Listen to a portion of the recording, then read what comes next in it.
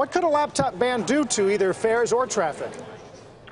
So it's obviously a big potential impact on demand for flights. I think particularly for people traveling to the U.S. On a discretionary basis, it will make people consider other options. There's something like 100,000 seats that fly every day from Europe into the U.S. And not being able to have any electronics on the flight is going to cause people to decide maybe to consider somewhere else for a vacation or maybe try to do their meeting by video. Reza, what's the thinking from where you are regarding the reasons, which obviously we're not privy to, as to why these things might be necessary? Well, on the one hand, there are legitimate national security concerns, oftentimes predicated on intelligence that only a small number of people in government have access to.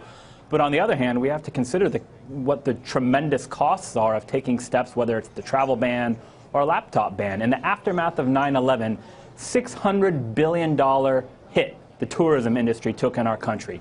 And analysts are already predicting upwards of $18 billion over the next year or two to the tourism industry.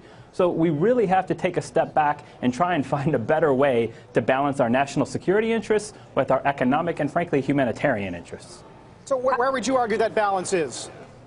I think the balance is taking steps that actually address core security interests. So, like I said, if there's intelligence that we're not privy to with regards to the laptop ban, the government, A, needs to do a better job of trying to explain these kinds of things, and B, explain why previous administrations hadn't taken these kinds of steps, and then C, and perhaps most importantly, work to make sure that the economic hit that not only our country but other countries take are minimized as much as possible.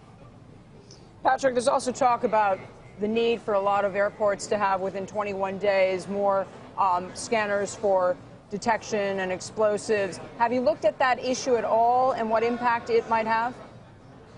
Well, not scanners specifically, but we certainly look at what people's preferences are in terms of travel. And we've already seen a pretty significant shift in terms of where Americans are looking to fly, shifting away from international destinations and more towards domestic ones. That's, I think, driven by these kinds of concerns about security risks, bad publicity that you're hearing from places all around the world with these kinds of terrorism incidents and so forth. That's interesting, because that's just the opposite, say, of what we were just hearing from Reza, which is if you increase security too much, then people don't fly. But you're saying, conversely, security's not high enough, people don't want to fly because they have fears. Yeah, I think there's people don't necessarily make these kind of decisions on a purely, rational basis. It's a big emotional component, and I think if you're, hearing all these kinds of bad things going on around the world, then that may cause you to make different decisions about where you travel. Hey there, thanks for checking out CNBC on YouTube. Be sure to subscribe to stay up to date on all of the day's biggest stories. You can also click on any of the videos around me to watch the latest from CNBC. Thanks for watching.